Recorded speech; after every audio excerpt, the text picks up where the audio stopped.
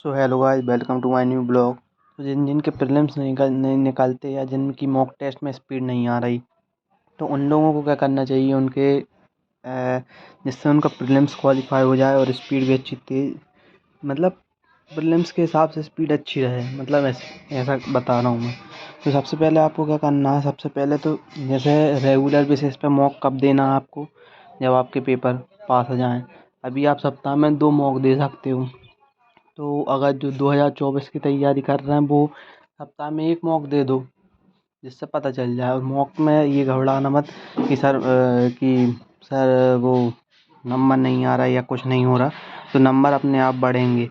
मेरे खुद 3-3 4-4 मार्क्स आते थे और अब अच्छे आ रहे हैं, मतलब कट ऑफ क्लियर हो जाती है और प्रीलिम्स में निकल जाते हैं। तो सबसे पहले आपको क्या करना, मॉक देना, मॉक को एनालाइज करना है कि कौन से अपने टॉपिक वीक हैं, या जौन से टॉपिक वीक हैं उनको अपन को देखना है।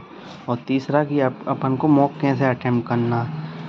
तो मॉक कौन कौन से दे सकते हो, सबसे पहले ओलिव वुड के स्मार्ट कीटा के दे सकते हो और ओलिव वुड के दे सकते हो। इन दोनों का बहुत ही अच्छे मॉक की कंटेंट क्वालिटी जो रहती है वो बहुत अच्छी रहती है। जैसे ओलिव वुड जो है वो आपको बिल्कुल इंटरफेस सही देगा, और स्मार्ट कीड़ा में की क्वेश्चन क्वालिटी अच्छी होती है।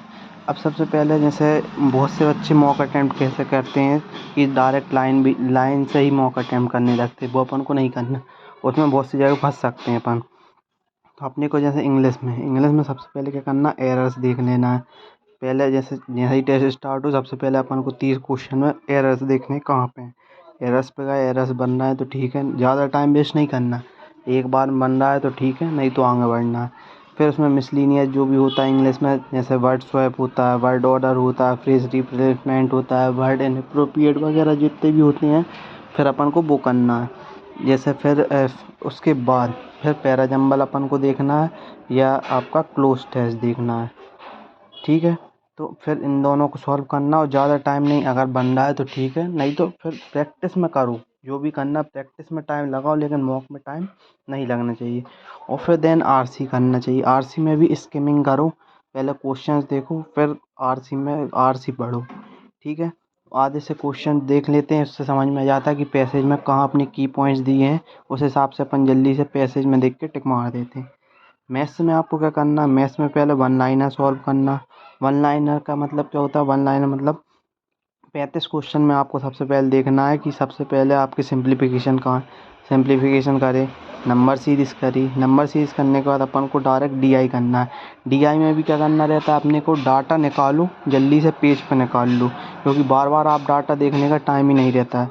एक बार में जल्दी से देखो, एक बार में रीड करो, फिर डाटा निकालो, डाटा जल्दी से अपने कॉपीज़ में नोट डाउन करो। कॉपीज़ में नोट डाउन करने के बाद उसके क्वेश्चन सॉल्व करो, और फिर जाके अरिथमेटिक सॉल्व करो। तो इससे क्या है, एक प्रॉपर, और ये एक बार में नहीं आएगा, जब आप बहुत सारे टेस्ट में यही पैटर्न अपनाओगे तो आपके मार्क्स बढ़ जाएंगे। ठीक है, उसके बाद रीजनिंग की बात करें, रीजनिंग में कभी भी आप पजल पहले सॉल्व मत करो, कितने भी कॉन्फिडेंस क्यों ना हो। पिछले साल मेरे साथ यही हुआ था कि मैं रीजनिंग देने गया, मुझे ओवर कॉन्फिडेंस के कारण मैंने पजल उठाई, पजल मेरे से नहीं बनी, और पूरा टाइम वेस्ट चला गया, और फिर लास्ट में डिमोटिवेट हो गया, तो पेपर बिगाड़ लिया था मैंने। इसलिए पहले मिसलिनियस क्वेश्चंस करो, सिलोग्राम्स करो, इनइक्वालिटी करो, ब्लड रिलेशन करो, या और भी मिसलिनियस कर लो, अल्फ़ा न्यूमेरिक सीरीज़ कर लो, या ऐसे कर लो। उसके बाद अपने को क्या करना है, पज़ल सॉल्व करना। पज़ल सॉल्व करने में भी जैसे ही आप स्किप करके ये क्वेश्चंस बीच में रहते हैं, तो जैसे ही आप देखोगे तो बीच में आप एक नज़र पज़ल पे मारते हुए पता ही चल जाता है, उस पर आप मार्क फॉर रिव्यूज़ भी करते हुए चलो। जिससे क्या रहता है कि जैसे आपने जैसे ही ये सॉल्व होगा, लास्ट में आप देखोगे मार्क फॉर रिव्यूज़ में कहाँ पे पज़ल थी। उसमें जो इजी पज़ल है, जैसे फ्लोर बेस्ड पज़ल है, या आपकी बॉक्स बेस्ड पज़ल है, या 8%, इन चीज़ों को पहले सॉल्व करो। देन कोई फ्लैट फ्लोर वाली है, उन चीज़ों को बाद में करो, या वेरिएबल बेस्ड वाली। इससे क्या है कि आप जल्दी कर पाओगे, कॉन्फिडेंट रहोगे, जल्दी से सॉल्व कर पाओगे।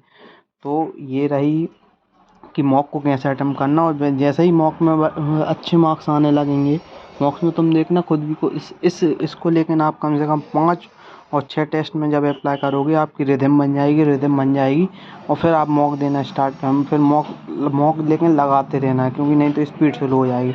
और प्रैक्टिस कहाँ से करना है, प्रैक्टिस आपको एक मैथ्स चेकलिस्ट कर लेना स्टडी फाइल से, आशीष सर की है। दूसरी रीजनिंग के लिए मैं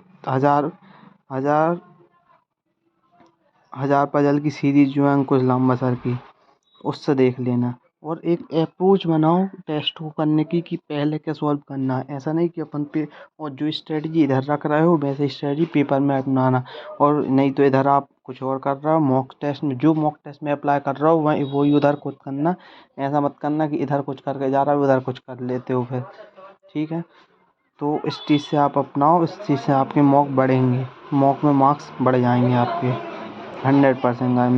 मैंने पिछले साल गलती यही करी थी कि मैंने पहले एक प्रॉपर वे में सॉल्व नहीं करता था मॉक टेस्ट, तो मेरे प्रीलिम्स नहीं निकले। इस बार प्रीलिम्स आरआरबी पीओ भी निकला था, आरआरबी क्लर्क भी निकला था, और आईबीपीएस क्लर्क 2 मार्क्स से रह गया था मेरा। और मेंस के मैं नंबर शेयर कर दूंगा नेक्स्ट वीडियो में। ठीक, थैंक यू।